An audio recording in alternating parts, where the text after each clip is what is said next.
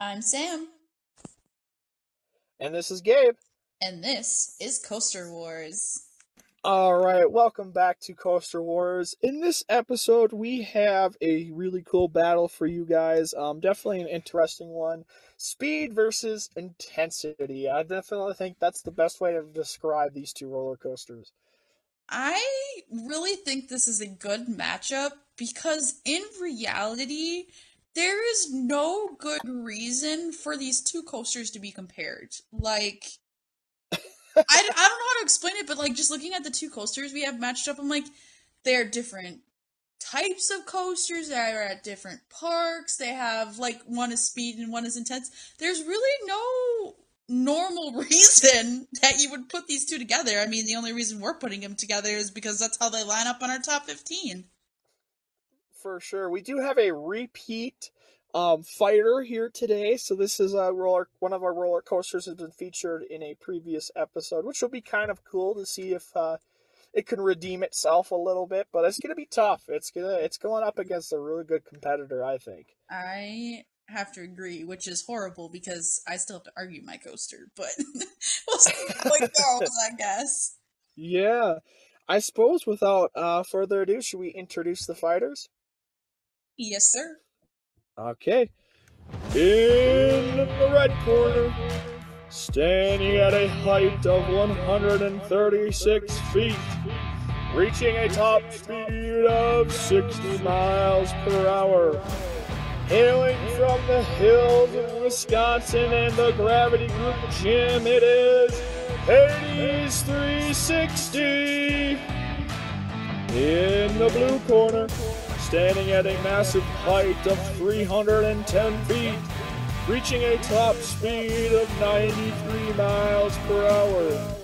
Hailing from the shores of Lake Erie and the Intamin Gym, it is Millenium Force! Let the fight begin! Alright, so my number coaster here is going to be Millenium Force. And my number 12 coaster is Hades 360. So definitely once again, two different roller coasters. We had a Hades 360 in our first episode, actually. It was my number 15 coaster, which is why I say it's going to be hard for me to argue for it just because it's lower on my top 15 list. And before we get started, I do want to make one correction. Back in the first episode, I said that Hades reached 70 miles per hour, and it actually only reaches 60. But besides that, I think we should dive in. So, um, Yeah, it's definitely going to be a good one. yes. Um, so to start, this is a Gravity Group roller coaster, Hades 360. It's at Mt Olympus in Wisconsin. It opened in 2004. And this is a wooden hybrid coaster now. And it does go 360 degrees, which is actually a very unique experience. And this is a super intense ride. Super intense.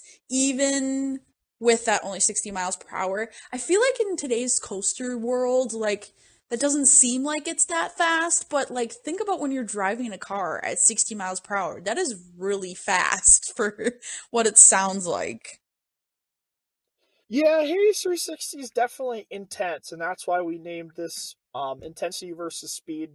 Playing off Millenium Force. Millenium Force has intensity as well, but the main showcase for that ride is definitely just the overall speed, the 93 miles per hour. But both these rides are very good. The one thing that I would like to mention right off the bat that I found out revisiting Hades 360 is when they did the redesign or whatever, they did not retract the whole coaster. So that is something that I did not realize. I thought they retract the entire coaster. They only redid the island out in the parking lot. So that's one of the reasons why this roller coaster is as rough as a lot of people like to complain about. They never actually did retract the entire ride. Yeah, actually, now that you mention that, I feel like I've seen that in a video and you hear that it was retracked and you're like, oh, it's not as bad as it was. And then you ride it and you're like, no, it's actually worse. That makes a lot of sense. So, Yeah, we mentioned that in the first episode, and we'll probably be just reiterating a lot of that information. So if you already listened to that episode, go ahead, feel free to skip ahead to Millennium Force. But this is a very rough roller coaster. In fact, if it were to have a full retrack, it would probably be a lot higher in other people's lists, but it isn't. The one a little bit upside to this is when they did do the Hades 360, they replaced the PTC trains with the new Timberliner trains that had different restraints and more padding. So at least you're not getting jostled around in a PTC train, but it's still insanely rough. So It is rough. This coaster definitely has a ton of potential, I think. The biggest thing that hurts this roller coaster is it doesn't have some of the sustained airtime that you'll find on other wooden roller coasters, where you can get up on an airtime hill and maybe for 2 or 3 sustained seconds of floater airtime. But this does have more, I'd call it a little bit more ejector airtime. It's kind of borderline between the two, but I'd call it ejector, but it's not sustained. It's more like quick pops. And some of that has to do with the way the roller coaster is designed and the fact that they only had, so much room in the tunnel to build a roller coaster. yes. But yeah, it's got some really good pops, but it doesn't have the ejector or the sustained airtime, I should say, that some of the other wooden roller coasters out there feature. I will say this, that it is pretty inventive to get some more space out of this ride, that they utilized their parking lot and ended up putting an island out there. Because now that I think about it, I don't think I've seen that very much at other parks.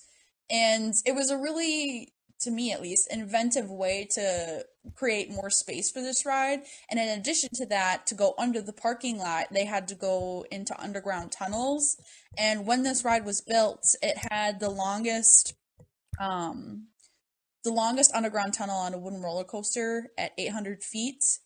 And it goes through that tunnel basically twice, meaning a combined 1,600 feet of track is completely underground in the dark, and you can't see anything under there. So, Yeah, absolutely. I would totally agree with that. It's definitely an intense moment. The thing I like about the tunnel is the visual aspect that you can't physically see anything. And then when you exit the tunnel, you have about a half a second of daylight, and then this roller coaster just decides to flip you right upside down. And that moment, you know, going through the tunnel and then exiting and hitting that inversion is the main reason why it made it onto my top 15 list to begin with. It's just an absolute crazy, intense, moment that just kind of throws you around a little bit. And then you're not even halfway through the roller coaster at this point, and you're just, thrown right back into that tunnel. And it's just a really cool experience. It's definitely, I'd call this a bucket list roller coaster just because of the tunnel. And how hard it is to reach this roller coaster. It's definitely on a lot of people's bucket list. to talk about that inversion just a little bit, it is so it's out in the island in the parking lot, but when you go into this inversion, it feels so it's designed like a corkscrew, but it really has this like floater effect to it that almost makes it feel like a zero G roll rather than a regular corkscrew. Yeah, I'd almost call this more of a cutback inversion than a full corkscrew. I think. The thing with corkscrews is it's just a one quick rapid movement, where a cutback is more of a, flip you upside down. You still get the laterals from changing direction, but then it kind of hangs you there for just a tad bit, and then you finish the inversion. So I'd almost call it more of a cutback than a corkscrew. But obviously, Gravity Group calls it a corkscrew, and so does Mount Olympus. But yeah, it's a little bit of a hybrid kind of inversion. It's not your typical corkscrew. Yeah, it gives it actually a pretty unique feel to it and makes it a pretty unique element of the ride, which also just adds to the whole experience of this ride. Speaking of which, we're talking about all these elements and stuff. I'll give a really quick rundown of the layout of this ride, just so if anyone hasn't listened to that first episode, they kind of know what we're talking about. Um, we start with an amazing pre-lift section, which we also might talk about. You come out of the station and you go through a hill, a banked curve, a low curve, and a little S hill that brings you up into that lift hill. It's a 140-foot lift hill, 65-degree drop. And that leads you into the first 800-foot tunnel that includes a whole bunch of elements on its own that then brings you up into that first inversion, which leads into a 110-degree banked turn, a little camelback, and you're plunged back down into the 800-foot tunnel, which then leads you into the back section of this ride, which is just a whole bunch of turns, hills, this, that, and the other thing. And finally, you dip into the station. You heard that right. So you still go down into the station. You're still up that high. And that's the end of the ride. Yeah, the one thing I mentioned in the last episode is that this roller coaster is built on the side of a hill.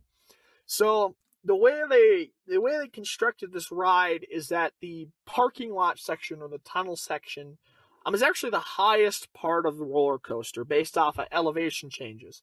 And the thing that I also said in the last episode that maybe not everybody realizes, in Wisconsin, we have hills, believe it or not. We're not just a bunch of farm fields full of cows. Down in the southwestern part of the state where this amusement park is located, we actually have a few hills. And that's the way this roller coaster is built. So even after hitting that mid-course break section, after exiting the tunnel for the second time, you still have about 45 feet of elevation change to get back to the station. So this roller coaster carries its speed really well. It has a really good pacing, and that's why I would consider this an intense roller coaster, because you don't have a lot of time to breathe. It's not like it's not like a B&M Hyper or some of these bigger coasters where you have moments where you can kind of catch your breath and then you get thrown into it again. This roller coaster, it just hits you from start to finish. The thing about the tunnel that I feel like we didn't mention enough in the last episode is it's just a bunch of airtime pops, and then you have the 90-degree turn, and then it's just a couple more airtime pops. So there are, like she said, there's elements inside that tunnel. It's just not a bunch of straight track. So there's actually little airtime pops. There's some turn. There's a turn and stuff, and it kind of goes back and forth a little bit. It's not just straight track, which I don't think everybody realizes heading into riding this roller coaster. Yes, especially because a lot of other rides that have tunnels, it is just straight track through them. So this ride really turns that on its head and makes you actually have elements inside the tunnels, which just adds a level of intensity when you can't see what's coming. Yeah, for sure. It's definitely an intense roller coaster. I think that's the best word to describe this ride, honestly, is it's intense. And that's because it's rough, it's fast, it's a lot of repetitive movements that just kind of really throw you around.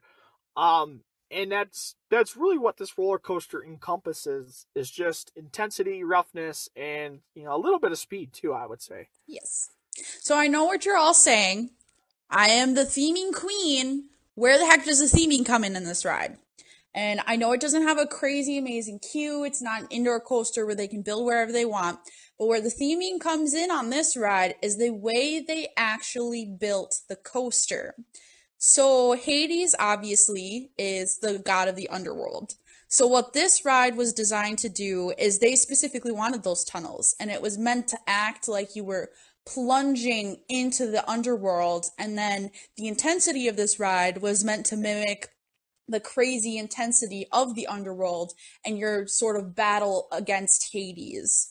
So unlike some other rides where your theming comes in with decorations and queue lines and cinematography and stuff like that, this ride brings the theming in with the actual design of the ride itself, which can also add theming to a ride. So it's one of the roller coasters out there where the name actually makes sense. yeah, I agree with that It's at statement. Mount Olympus.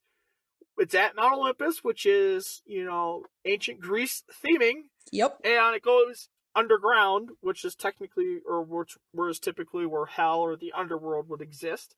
And, it's one of the few roller coasters where the name makes a lot of sense. So, Yes, yeah. and that's where you would call this roller coaster themed a little bit. but yeah, it's definitely a good ride. I think it's an underrated ride in my opinion. I don't think everybody ranks it as high as it, or I think a lot of people rank it lower than it should be. But some of the problem is the location.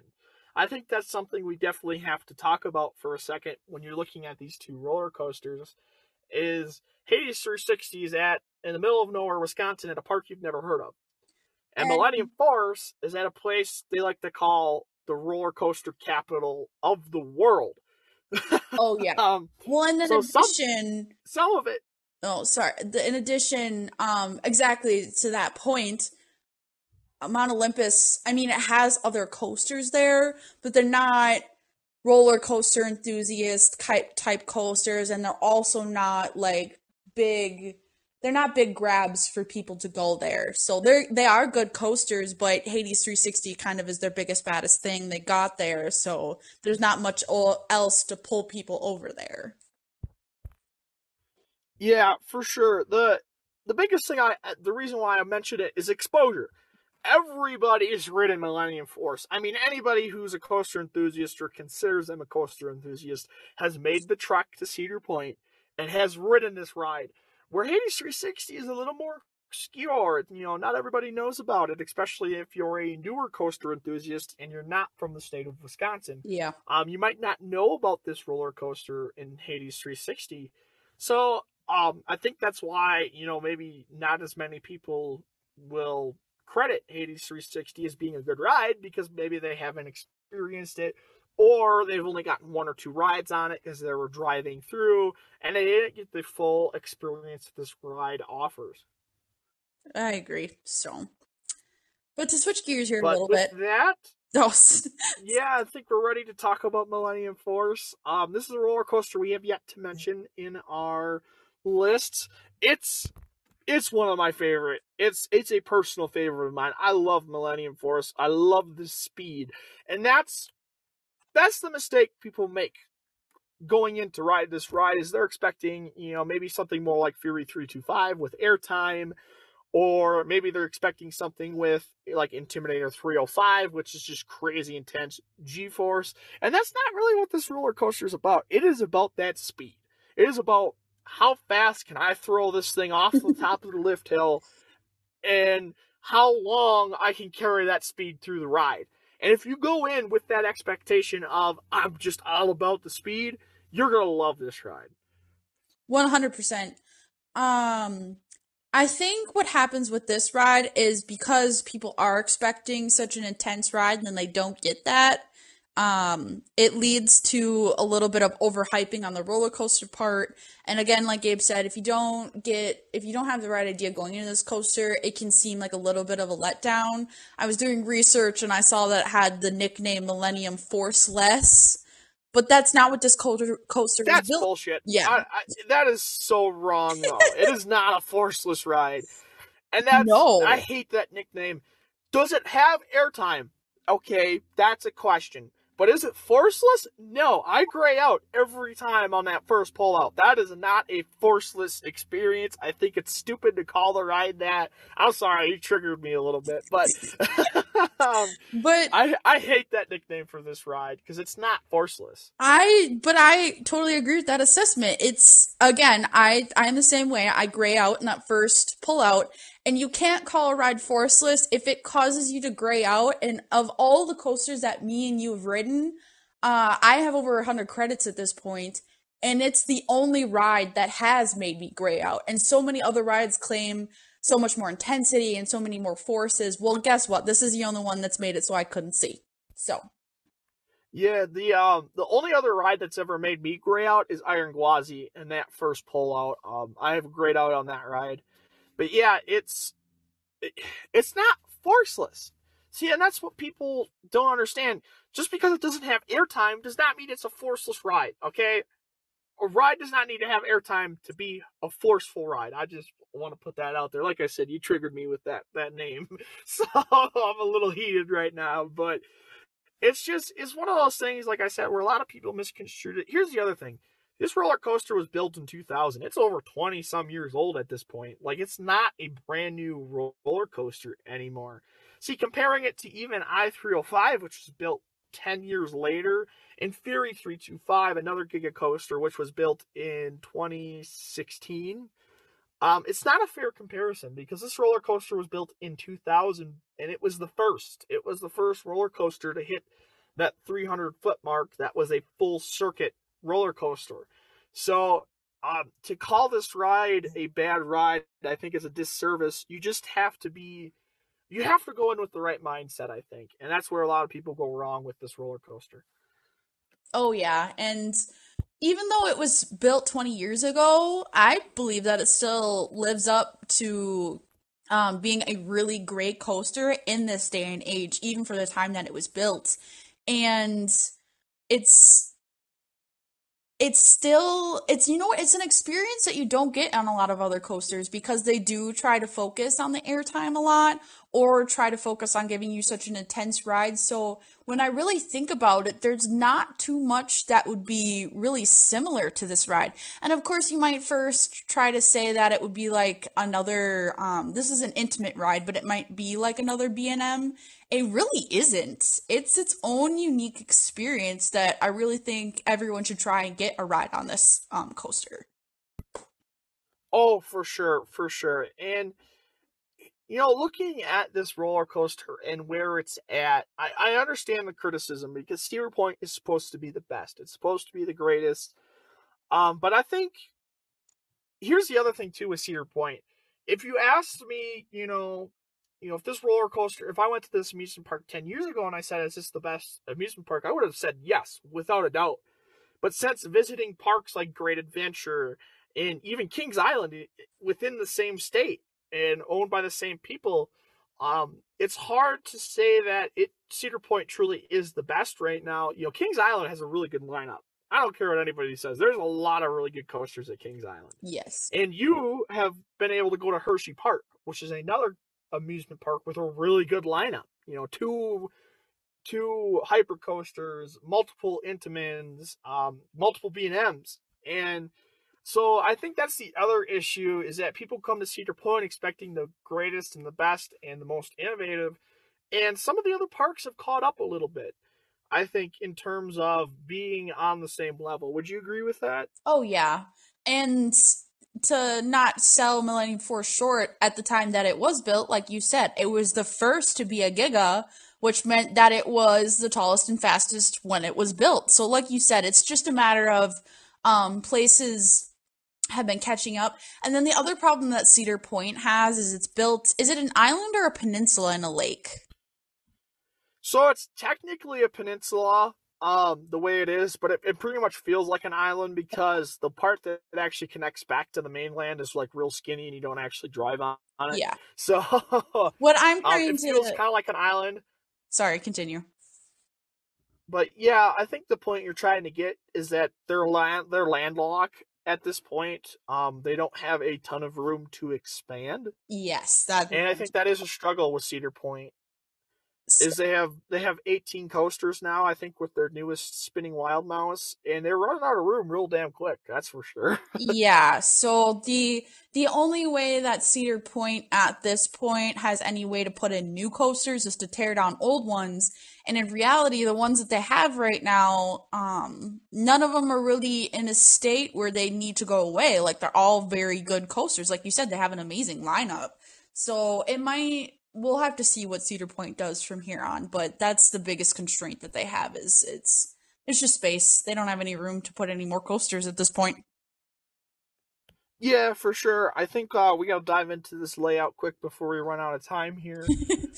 So diving into the layout, the cool thing that I like about this roller coaster is there's a lift hill right out of the station. And the reason that is because of the cable lift, which is another cool feature.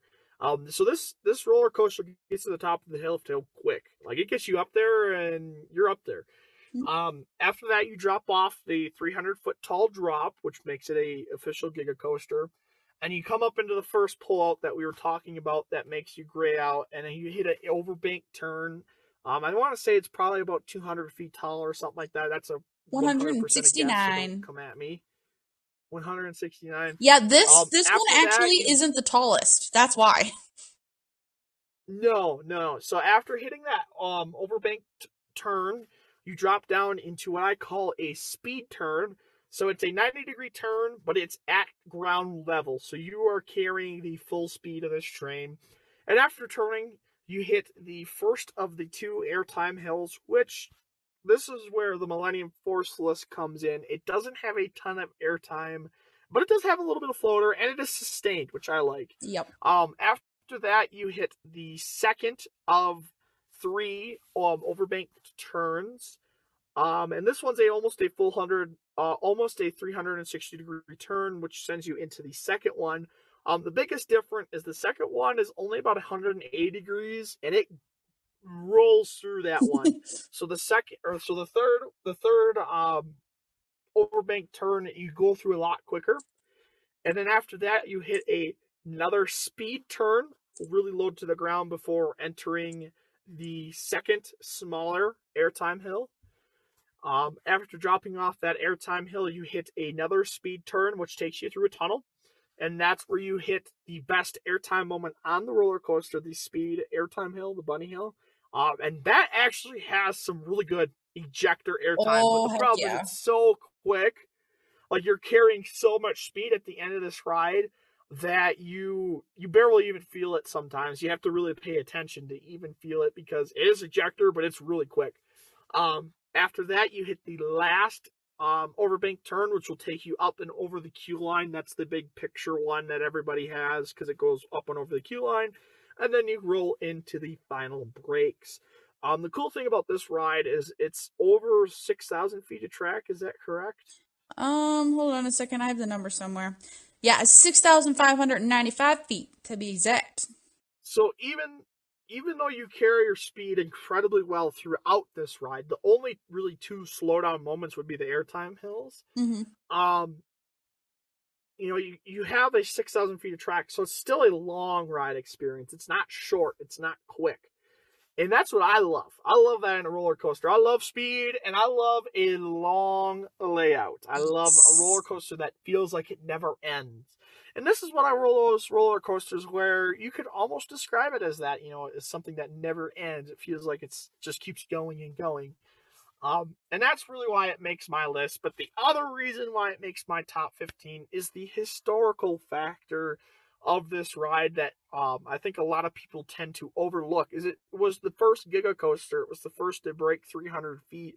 And for this roller coaster to be built in 2000, it's very innovative for its time period. And that's why it makes my top 15. I would just like to say another thing that would maybe add a little bit to this ride is I'm not sure if everybody knows this, but coasters actually don't run at exactly the same speed every single time they send a train. What makes a coaster faster is full trains, contrary to popular belief, where a full train might make it slower. I don't know if that's popular belief, but I feel like before I became a roller coaster enthusiast, I thought if a train had more people in it, it wouldn't run as fast, but no. Full trains make it run faster. And then on top of that, being warm makes it also run faster. And so a Yes. ride on Millennium Force, if you get a day with full trains and a nice hot day, and don't ride it in the morning because it's still got to warm up, ride it in the afternoon at peak heat and it's been running all day, you will get a better ride on this coaster. Yeah, that's definitely a struggle, especially being on Lake Erie. We grew up around the Great Lakes as well, being from Wisconsin. It's colder. It's just a simple fact. It's Oh yeah. colder by the lake because the water's colder. It keeps the air temperature lower. So it is a struggle to get this roller coaster at its best. And I think that's another reason why maybe some people call it forceless. But we had a lucky opportunity. We went there in the middle of July. And what was it, like 90 degrees when we rode it? Oh, it's Um, the worst. and it, It's simultaneously the worst and best weather to go to a coaster park because your coasters are going to be running at peak performance, but you're going to be sweating buckets and literally melting the entire day. But anyways. Yeah, for sure. But the cool thing is we got to ride Millennium Force at its best, and that's there's nothing that you can really compare it to. It is just a speed adrenaline rush, and I love that in a roller coaster. It's another reason why King Ka is on my list because I love speed. I like going fast, and this roller coaster holds that. We have reached that time where we get to pick a winner. I'm going to go first this time. I'm taking Millennium Force. I'm sorry. Hades 360 is lower on my top 15. I've already proved I don't like it as much. But the history of this roller coaster really is underrated, especially for Intamin and Cedar Point and for the coaster wars in general between different parks. It was another step in that direction towards 400 feet that we got with Top Thrill and King Ka at the peak. And I think that's an underrated thing about this roller coaster is its history aspect. But I love Millennium Force, and I'm going to be talking this roller coaster up for a long time. And as much as I love Hades 360 and it's a Woody, which is a personal favorite of mine, I'm gonna have to go with Millennium Force on this one. Millennium Force is just a crazy ride from start to finish, and it's nice and smooth. It pulls some great forces. And I think what might bump Hades 360 more on my list is if it were retracked. But even then, I think Millennium Force would still win out. It's that 300-foot drop. That's just absolute insanity. Then you're going straight down. And it's just an amazing ride from start to finish. So, Yeah, poor Hades 360. I'm sorry, buddy. yeah, he's kind of Two gonna. fights and it's lost both of I them. know. It kind of sits at the bottom But, of a lot of people's list, but the real thing well, here to realize though is it still makes the list. There are plenty of rides out there that I've ridden that don't oh, make my list, and Hades 360 still sits there. So, for sure. I think the thing with Hades 360 is me and you really see the potential in that ride, but it is a little bit of nostalgic too because it, other than Six Flags Great America, you could call Mount Olympus our home park, being from oh yeah. Wisconsin. So I think some of it's nostalgic reasons. I think some of it too, while we knock on the coasters, because it does have its issues. You know, they don't run it with a full train. It's incredibly rough. The park it's at isn't the best. Let's just say that. So me and you can kind of see through those issues a little bit, but at the same time, those issues still hold it back at winning some of these battles. Oh yeah. So it'll stay in our hearts. But I think Millennium Force is really the winner this time. It's just a crazy ride. For sure. So for our next battle, this is a really, really cool one. We got two roller coasters in the same park. We are calling it the Battle at Kings Island. So that'll give you a little bit of a hint of what two roller coasters to expect. But it's two roller coasters again that are completely different, but they're in the same park, and we both like these two coasters for different reasons. I think Oh yeah. it's gonna be a good one for sure. This one will be one where I promise it's not just the theming that makes me like it. Okay? It's the actual coaster itself. Well, there is some theming, you know. Oh There is a no, little it's bit of got a theming. There's theming. probably I'm more not saying theming. it doesn't. I'm just saying that I also really like the coaster for this one. Yeah, it definitely has. I would say it has more theming than mine. I would say that, Yeah, but it does, but um, yours is also a really good coaster, so we'll see how it goes. yeah, yeah. With that, I think it's time to wrap this episode up. Sounds good. Everybody come back next week and join us for the battle at Kings Island.